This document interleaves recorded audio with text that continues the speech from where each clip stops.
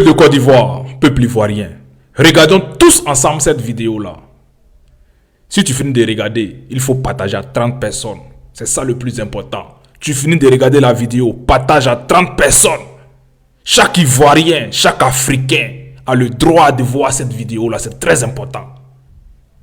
Il faut regarder du début à la fin. Il faut écouter ce qu'ils vont dire.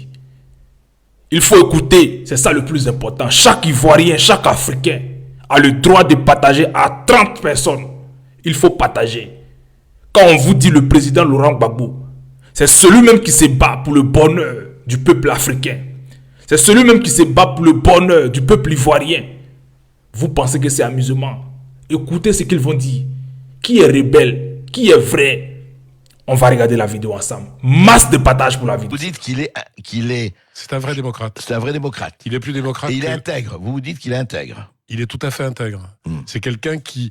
C'est pour ça que c'est très difficile d'expliquer ces choses-là à des gens qui ont une image du chef d'État africain. Ouais, des roitelets, etc. Du roitelet, qui a des appartements avenue Foch, parce que ces chefs d'État africains-là sont ceux que nous avons fabriqués. Je dis nous...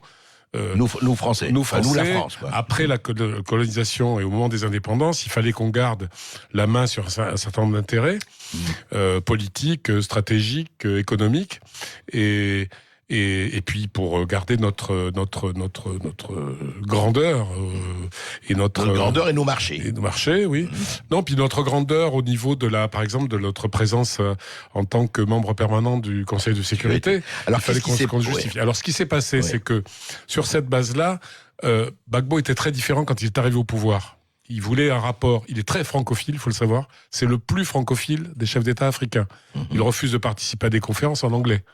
Il se fait traduire. Bon, il est passionné de littérature française, de politique française. C'est quelqu'un qui connaît la France et qui aime la France. Sa première femme était française, son fils est français, Michel. Bon, donc le problème, c'est qu'il voulait justement, partant des valeurs qu'il a acquises probablement en partie ici et par les enseignants français et blancs qu'il avait en Afrique, il croyait à nos valeurs. Aux Lumières, à la République. Il croyait à nos valeurs, à la liberté, à l'égalité, à la fraternité. Et alors, qu'est-ce qui s'est passé? Et ce qui s'est passé, c'est que quand il est arrivé au pouvoir en 2000, on va faire très court, il s'est comporté comme un homme libre, à la tête d'un pays souverain, et croyant qu'il avait les prérogatives d'un chef d'État tel qu'on le conçoit en France. Indépendant, d'un pays indépendant, oui. Mais c'était pas le cas. Donc il s'est très vite heurté à l'Élysée. Parce qu'on dit la France, mais c'est l'Élysée. Chirac n'a pas supporté qu'il lui parle sur un ton d'égalité. Il y a eu des multiples scènes d'engueulade. Chirac disant vous faites ci, vous faites pas ça. Gbagbo lui répondant je suis chef de l'État, chef des armées, je dirige mon pays comme on l'entend. Ça s'est encore aggravé avec Sarkozy, qui lui en plus racontait tout ça d'ailleurs. Oui, qui en plus avait une amitié très très forte et a toujours une amitié très forte avec l'actuel président de Côte d'Ivoire, Alassane Ouattara. Et donc, il a, disons, favorisé son ami Ouattara. Il s'en cache pas, et Ouattara ne s'en cache pas non plus. Et aujourd'hui, d'ailleurs, Nicolas Sarkozy, il faut le savoir, est missionné par la Côte d'Ivoire pour des choses, des missions économiques, notamment au Qatar. Donc, vous voyez, tout ça fonctionne très bien entre amis. Et Gbagbo ne s'est jamais inscrit là-dedans. Gbagbo n'est ni franc-maçon, ni il a été à l'international socialiste, ils en ont plus voulu parce qu'il est trop indépendant. Il n'est pas, il appartient à aucun club. Il n'a jamais couru après quoi que ce soit. Il n'a pas de réseau. Il n'a pas de réseau. C'est grave. Oui, c'est très grave aujourd'hui. On finit en prison. Enfin, en tout cas, lui, est élu en 2000. En 2002, un coup d'État est monté. Je fais très court, mais tout est vérifiable et il n'y aura pas de procès, ne vous inquiétez pas. Un coup d'État est monté contre lui à partir du Burkina Faso voisin, financé par Alassane Ouattara, il y a des preuves, et armé et accompagné par des militaires français, et il y a des preuves. Donc, c'est plus contesté. Donc, le coup d'État se fait, il y a beaucoup de morts, on parle des morts aujourd'hui des victimes. Les rebelles envahissent le nord du pays, occupent 60% du territoire. Ça a duré 10 ans, cette occupation. Et massacrent tout le monde. Enfin, il y a eu des massacres de masse qui sont tout à fait documentés. Et Gbagbo résiste à ça. Et ensuite, réussit à faire la paix avec les rebelles. Je le signale parce qu'il a fait un nombre incalculable de conférences avec les rebelles, à Accra, à Lomé, à Ouagadougou, à Paris. Bon, il prend Guillaume Soro, chef des rebelles, comme Premier ministre, plus démocrate, tu meurs. Et il prend des ministres chez les rebelles, donc pour la paix dans son pays. Et il fait une amnistie après ces troubles.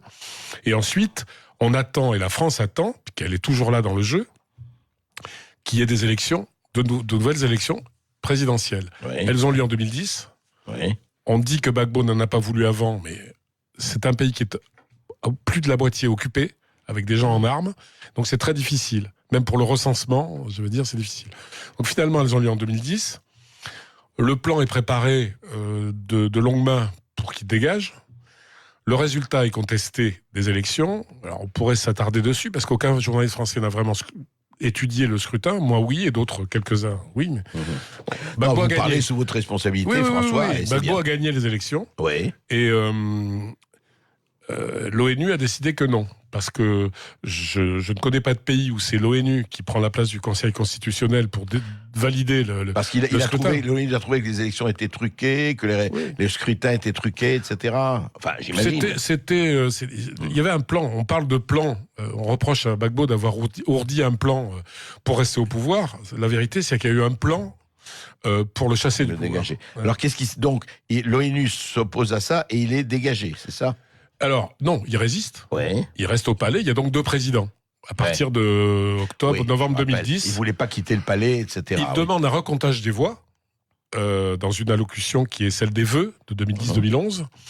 Et on lui refuse. Ouattara refuse, l'ONU refuse. Et on apprend d'ailleurs, je l'ai dit dans le livre, mais peu de gens en ont parlé, que l'ONU a fait détruire tout le matériel des scrutins. C'est-à-dire les bulletins. Oui. Les bulletins, c'est curieux dans une élection, et encore plus dans une élection où il y a un litige.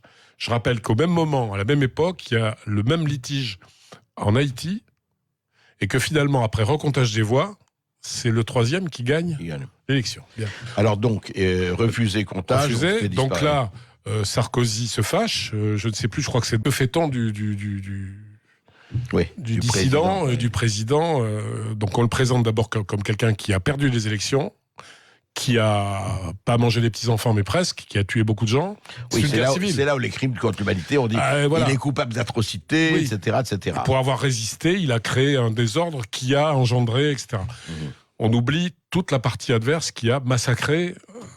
Donc, on le transfère d'abord dans une prison dans le nord du pays, ou dans une maison, une cabane, sans voir le jour pendant 8 mois.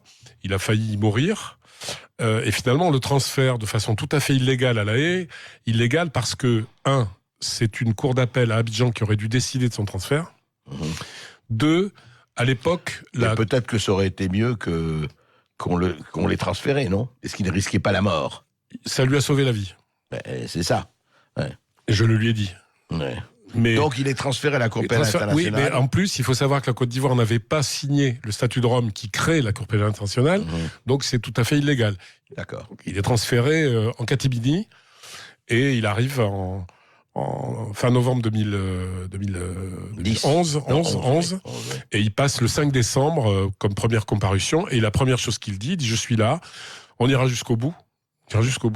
Il a accepté, bien qu'il le trouve injuste, ce procès, en disant je veux qu'on cite les faits, rien que les faits, et je voudrais qu'on sache qui a gagné l'élection, parce que tout dépend de ce problème-là. Et on lui répond, mais ici c'est pas un tribunal politique, on ne parlera pas des élections.